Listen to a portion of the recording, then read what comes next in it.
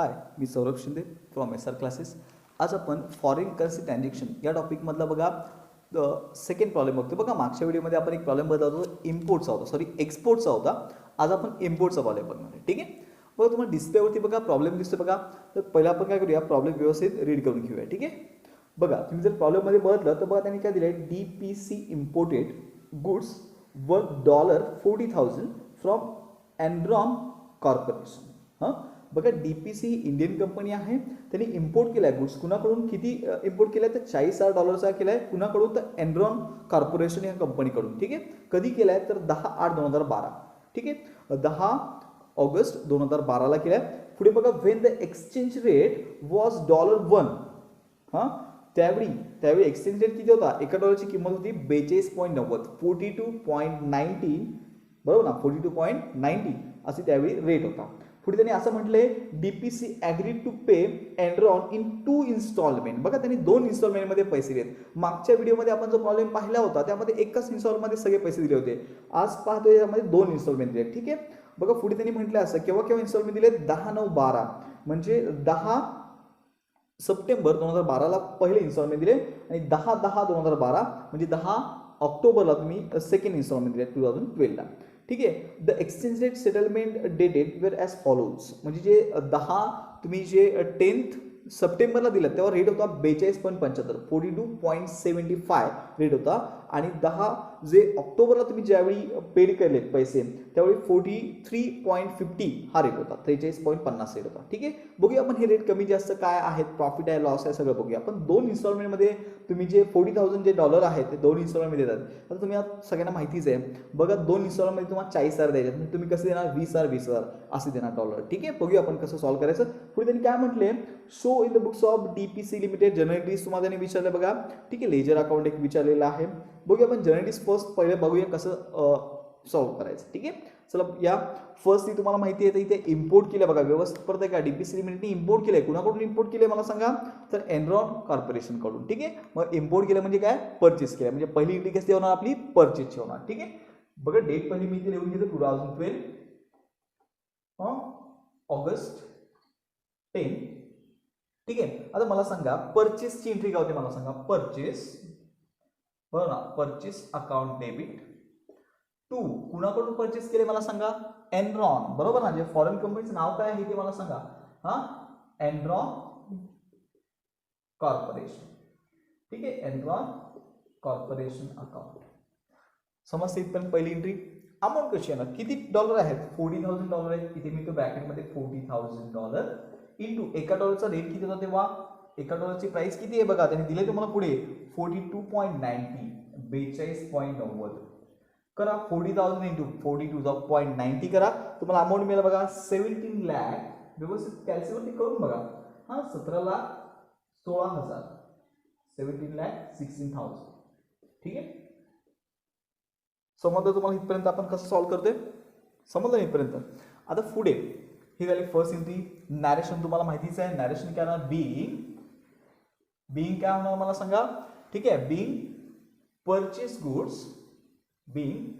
Goods from Enron, from काय, Enron corporation.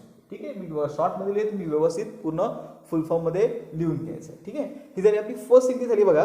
त्यांची second आपली एंट्री आहे बघा, म्हणजे पुढे त्यांनी तुम्हाला काय करताय, इम्पोर्ट केले ना, परचेस केले ना, म्हणजे आपण पेमेंट करणार आहे. ठीक आहे, पैसे देणार आहे. कुणाला पैसे देणार आहे, जी फॉरेन कंपनी आहे बघा, एनरॉन कॉर्पोरेशनची कंपनी आहे, तिला आपण पैसे पेड करणार आहे. ठीक आहे, तर 2 इन्स्टॉलमेंटमध्ये तुम्ही जर बदलत प्रॉब्लेममध्ये बघा तुम्हाला दिसते 2 इन्स्टॉलमेंट त्यांनी पैसे दिले. तो पहिला इन्स्टॉलमेंट त्यांनी तुम्हाला दिला बघा, तो कधीच आहे 10/9/2012. ठीक आहे, तो फर्स्ट इन्स्टॉलमेंट आपण देऊया बघा 10 सप्टेंबरचा.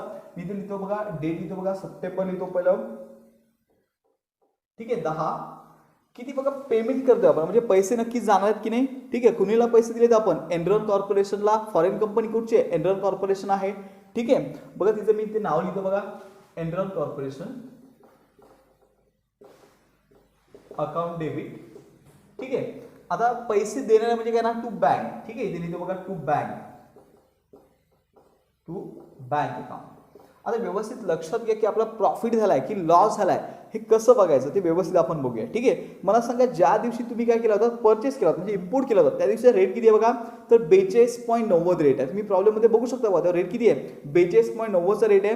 आणि ज्या दिवशी तुम्ही पैसे पेड करताय, बरोबर ना, इम्पोर्ट केलं म्हणजे आपण पैसे पेड करणार, परचेस केले ना, पैसे देणार आहे, त्या दिवशीचा रेट किती आहे, तर बघा 42.75 आहे. म्हणजे 42.90 मी परचेस केलात आणि 42.75 तुम्ही पेड करताय, म्हणजे 42.90 मोठे की 42.75 मोठे, नक्कीच 42.90 बरोबर. त्यामुळे पैसे तुम्हाला कमी द्यावे लागतात, म्हणजे आपला काय ते प्रॉफिट आहे. ठीक आहे, बघा तुम्ही व्यवस्थित तो एनरॉन कॉर्पोरेशन आहे तिथे आपण ब्रॅकेटमध्ये घेतो पहिले इथे पुढे की 2 इन्स्टॉलमेंट देतो म्हणजे $20,000 इंटू किती 42.90. ठीक आहे, जर तुम्ही केलं तर बघा त्याची व्हॅल्यू येते 8,58,000. किती येते 8,58,000 त्याची व्हॅल्यू आहे. ठीक आहे, त्यानंतर बघा बँक, ऍक्च्युली बँकेला आपण पैसे किती देतोय तर $20,000 आणि रेट किती आहे 42.75 रेट आहे बघा. पैसे देतो ना त्या रेटी देतो ना त्या दिवशी रेट, मग किती आहे बघा तर इंटू करा तर 8,55,000. व्यवस्थित कॅल्क्युलेट करून बघा ती व्हॅल्यू तुम्हाला मिळेल बघा 8,55,000 तुम्हाला इथे अमाऊंट मिळेल. ठीक आहे, आता बघा जो डिफरन्स आहे तो कुठे आपण ट्रान्सफर करतो टू एफईएफ ला, बरोबर ना, टू एफईएफ म्हणजे फॉरेन एक्सचेंज फ्लक्च्युएशन अकाउंटला. आता किती डिफरन्स आहे मला सांगा 20,000. हा, जर तुम्ही डिफरन्स बदलात बघा दोघांमधला डिफरन्स बदलात तर किती डिफरन्स असेल बघा, ते पॉईंट फरक आहे बघा, म्हणजे 90 आहे आणि 75 बरोबर ना, बरोबर, म्हणजे 0.15चा फरक आहे बघा इथे, किती 0.15चा फरक आहे बघा इथे तुम्हाला इथे मिळेल बघा. जर व्यवस्थित बदल केलं तर 3,000 मिळते बघा. तसंही तुम्हाला हा डिफरन्स तो 3,000 मिळणार आहे बघा. असं काल समजा परत एकदा व्यवस्थित आहे का, ज्या दिवशी आपण परचेस केलं तेव्हा रेट होता 42.90 आणि ज्या दिवशी तुम्ही पेमेंट करता तेव्हा रेट कमी झाला म्हणजे आपला प्रॉफिट झाला, म्हणून आपण इथे एफएफ क्रेडिटला लिहिलं आणि ते 3,000 आपला प्रॉफिट आला. समजलं. नॅरेशन बघा इझी आहे नॅरेशन. इथे काय लिहिणार आपण बिंग काय येणार हा अमाऊंट पेड, मागच्या प्रॉब्लेममध्ये अमाऊंट दिसत होतं कारण आपण सेल केलं होतं. बिंग अमाऊंट पेड टू कुणाला एनरॉन कॉर्पोरेशन, मी शॉर्ट मध्ये बघा Enron corporation and balance adjusted in FEF account. ठीक आहे, balance adjust in FEF account असं नॅरेशन व्यवस्थित लिहून घ्या. मी बघा इथे दिसत नसेल मला माहिती आहे, अक्षर जर समजत नसेल तर मी जे काय बोलतोय ते व्यवस्थित ऐका, तसं लिहून घ्या नॅरेशन. काय नॅरेशन आहे, being amount paid to Enron corporation and balance adjusted in FEF account. ठीक आहे, समजली ही जी सेकंड एंट्री तुम्हाला कशी आली. आता जे पुढचं पेमेंट केलंय बघा, म्हणजे पुढची तुम्हाला डेट त्यांनी दिली 10 ऑक्टोबर दिली बघा. मी ते डेट लिहून देऊ बघा ऑक्टोबर 10. ठीक आहे, आता इथे बघूया आपण ऍक्च्युली जे पेमेंट केले ते प्रॉफिट झाला की लॉस आहे. पुढची आपण जी एंट्री पाहणार बघा, पुढची जर डेट तुम्ही पाहिली तर बघा तुम्हाला त्यांनी डेट दिली 10 ऑक्टोबर. ठीक आहे, मी दिली इथं बघा ऑक्टोबर 10. काय केलं मला सांगा, सेम तुम्हाला सेकंड इन्स्टॉलमेंट त्यांनी दिला बघा, सेकंड इन्स्टॉलमेंट आपण पेड केलाय. ठीक आहे, बघा सेकंड इन्स्टॉलमेंट पेड केला आपण पहिले एंट्री लिहून घेऊ बघा एनरॉन, तुम्ही बघू शकता एनरॉन कॉर्पोरेशन अकाउंट डेबिट, बरोबर ना, टू थोडंसं इथे गॅप ठेवून लिहितो कारण की बघूया एफएफ डेबिट आहे क्रेडिट लाईन. ठीक आहे, टू बँक अकाउंट. आता बघा एनरॉन कंपनीची आपण अमाऊंट लिहून घेऊ बघा किती 20,000. बघा 2 इन्स्टॉलमेंट दिलेत ना, 40,000 होती, 20,000 ऑलरेडी आपण पेड केलेत आणि बॅलन्स जे 20,000 आहे त्या इथे आपण पेड करतोय. ठीक आहे, 10 ऑक्टोबरला रेट किती आहे बघा, 10 ऑक्टोबरचा तुम्ही रेट पाहिलात तर बघा त्यांनी तुम्हाला रेट किती दिले आहेत 10 ऑक्टोबरचा तर 43.50 बरोबर, 43.50 जर केलात इंटू 20,000 इंटू 43.50 केलात तर बघा 8,58,000 येते बघा. सॉरी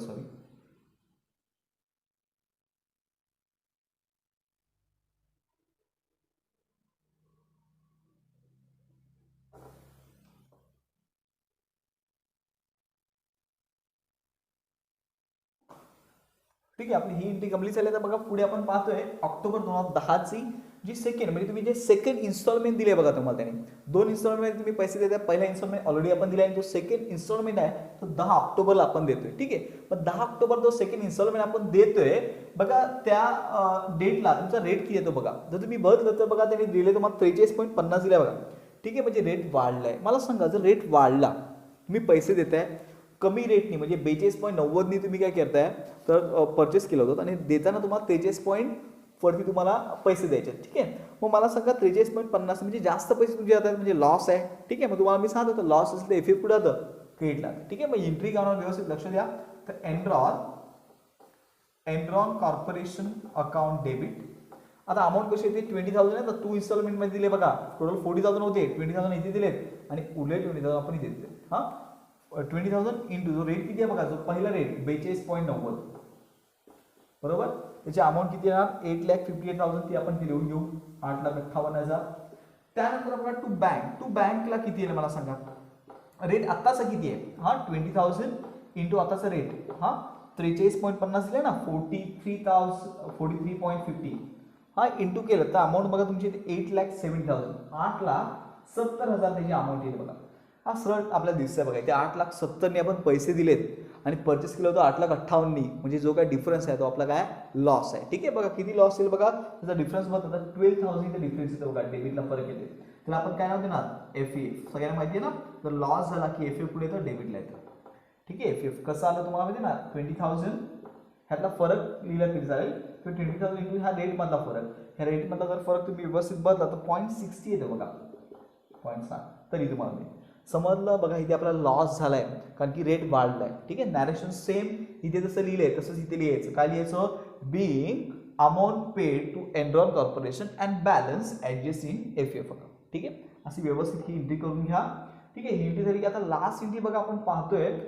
हा लास्ट एंट्री आपण पाहतोय ती म्हणजे काय करतो आपण लास्ट 31 मार्च 2013 लिहिलं मी 31 मार्च बरोबर 31 मार्च. आता मला सांगा काय करतो आपण एफईएफ टॅली करतो. व्यवस्थित लक्षात घ्यायचं व्यवस्थित लक्ष द्या. पण इथे एफईएफ तुमचं क्रेडिट साईडला आहे 3,000 आणि इथे एफईएफ डेबिट साईडला आहे 12,000 12,000.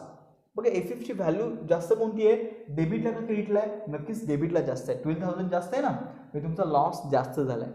ठीक आहे म्हणजे 12,000 लॉस झाला आहे 3,000 प्रॉफिट झाला आहे.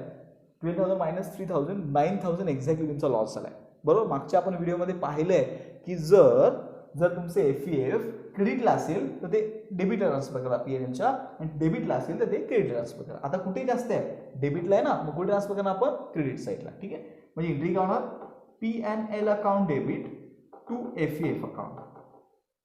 समजते PNL account debit to FEF account credit. ठीक आहे अमाऊंट किती आहे ना तर हे जे 12,000 आहेत त्यामधून हे 3,000 क्रेडिटला आलेत ना ते मायनस करा म्हणजे 9,000 अमाऊंट येईल बघा. ठीक आहे किती येईल अमाऊंट 9,000. समजलं 9,000 कसं आलं. नॅरेशन काय नाही मला सांगा being FEF transfer to PNL account. समजलं ना मी काय बोलतोय being FEF transfer to PNL account. बघा हे परत कसं आलं व्यवस्थित मी जरा सांगतो लक्षात घ्या. काय केलं आपण एफईएफच्या बॅलन्स मध्ये बघा सेकंड एंट्रीमध्ये एफईएफ क्रेडिटला आहे 3,000 आणि थर्ड एंट्रीमध्ये एफईएफ डेबिटला आहे 12,000. मग मला सांगा डेबिटला जास्त की क्रेडिटला जास्त आहे. तर आपण बघत होतं डेबिटला जास्त आहे 12,000. मग डेबिटच्या एफईएफ मधून क्रेडिटच्या एफईएफची अमाऊंट मायनस केली 9,000 आले. कोणती साईड मोठी आहे डेबिट साईड एफईएफची मोठी आहे ना मग आपण क्रेडिटला ट्रान्सफर केलं. ते जर क्रेडिट असेल तर डेबिटला ट्रान्सफर केलं असं पीएनएलच्या. म्हणून बघा पीएनएल टू एफईएफ असे इंटिग्रेट 9,000 कुठं आले तुम्हाला समज. ठीक आहे व्यवस्थित बघा हे सॉल्व्ह करून घ्या असं. ठीक आहे तुम्हाला प्रॉब्लेम हे दिसतोय व्यवस्थित हे सगळं सॉल्व्ह करून घ्या. जे काही डाऊट्स असतील तुम्ही मला विचारू शकता. समजत नसेल तर 1 ते 2 वेळा प्लीज हा व्हिडिओ पहा व्यवस्थित बघा. हां जे काही डाऊट्स असेल तुम्हाला मला नक्की विचारा. ठीक आहे थँक्यू.